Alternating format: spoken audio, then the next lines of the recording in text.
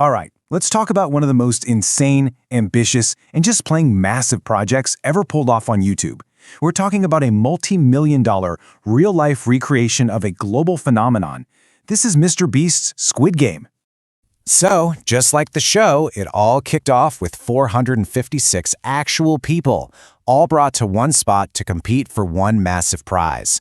You can just feel the unbelievable scale of this thing right from the get-go. And what were they all fighting for? A truly life-changing amount of cash. $456,000. That's $1,000 for every single person that started the game. But here's the brutal catch. Out of all those people, all that hope, only one person could walk away with the money. Okay, let's really get into how this all went down. The whole idea was to do it for real, and the execution was absolutely epic. MrBeast built every single set from the show, like down to the tiniest detail. And to keep track of who was out, every contestant had this little device on their shirt that would pop, with a burst of air and liquid the second they were eliminated. It was a really clever way to make every elimination feel sudden and real. So, the first few games, they had one job: mass elimination. The goal was to just chop down that huge group of people as fast as possible. And of course, they started with the most iconic game of them all.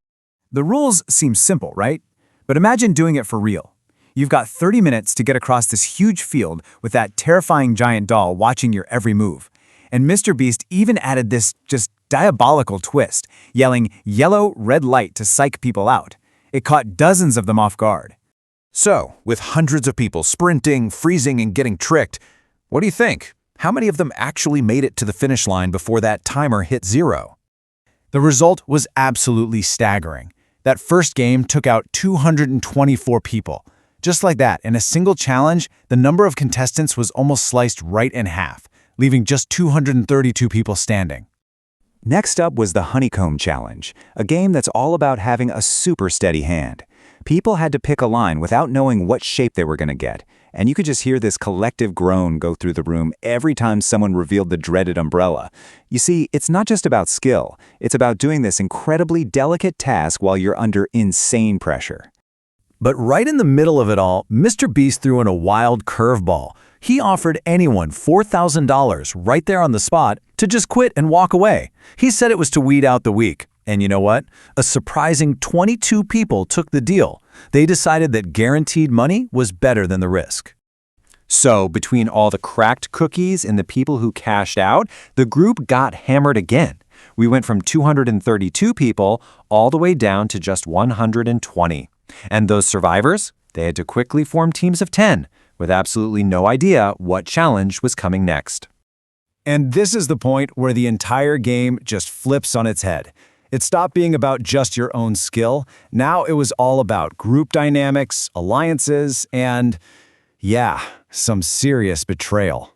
Tug of war, just a raw test of strength and teamwork. You had teams scrambling to form. One team famously declared, "No girls allowed," to try and get an advantage, while another team pulled so unbelievably hard they literally broke a piece of the set. It was intense. And just like that, the field was cut in half. Again, 6 teams won, 6 teams got yanked into a foam pit. Only 60 people were left. But the next challenge wasn't going to test their muscles. It was going to test their friendships. And this is where it got really, really cruel.